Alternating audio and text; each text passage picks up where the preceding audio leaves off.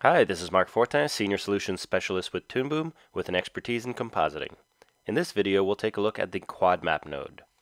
The Quadmap can be found in the Move section of the node library.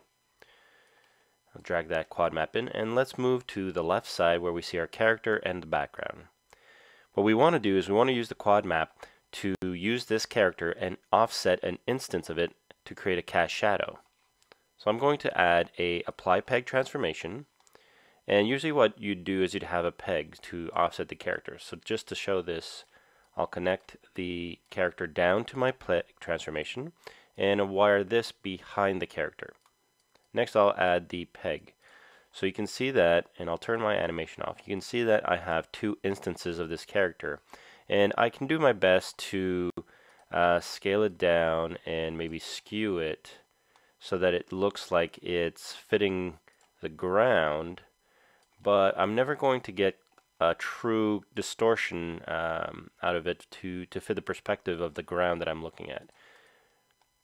That's not too bad. But the ground is actually receding, so we'd want this to go back in perspective. So what we do instead of this is we use a Quadmap. So the Quadmap, once you peg it and you open up the properties, you'll notice that there's a lot more information here. It says source point and destination point. That basically means that we can use four corners to pin it down to a geometric plane. Since it's a 2D art, it's going to be flat to the ground essentially. So in order to see the Quadmap, we have to have it selected and then use the Show Control button, or you can do Shift F11 on your keyboard. So now we see the 4 points of the Quadmap. So these are the source points we want. And you can move everything with the sides if you wanted to control 2 points at the same time. And so what I'm going to do is I'm going to click and drag these points. And as I do that, you can see that the image is changing back there. And I'm going to bring this all the way down to try and fit the perspective. Okay, and you try to line up these feet and then make sure that you match the ground perspective to make sure that it's receding in the exact same spot. Now this is a pretty basic flat background. If you actually had buildings to refer to, you would see the perspective lines going back to the vanishing points, and then you could line up your Quadmap to fit that perspective exactly. So let's bring this up a bit over here.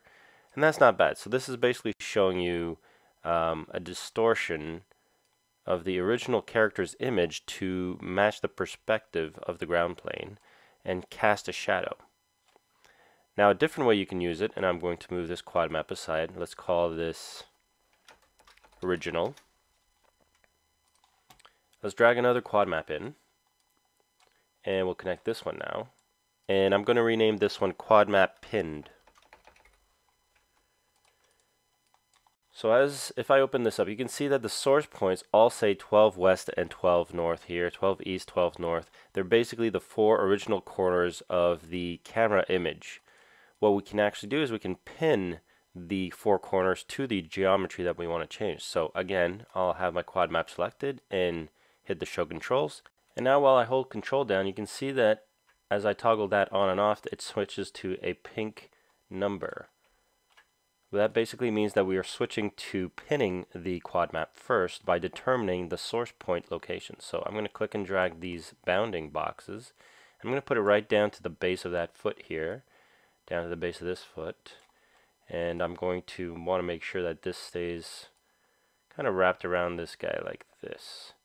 Now when I release control, you see that the Quadmap is now filling the space of using the exact geometry. So now I can literally just pin these parts exactly where I want it to be and place that down on the ground. So it's a different way to work, and it really is up to you as to your preference here. If you're simply placing geometry down, you can use the Quadmap pin technique, which allows you to pin these exactly where you want them to go. Alternatively, and let's turn off these controls, you can use the original way to pin things down, and you can see that the result is fairly similar. One thing that's good to notice is inside the properties here, we see the X and Y of each source point is not the original 12 that we saw in the original. And that's because when we move those points with the control key, you get the actual geometry position. So this is how Harmony determines what it's distorting, either the full-sized image or the clamped down image. Now there are advantages to both. It depends on how you work.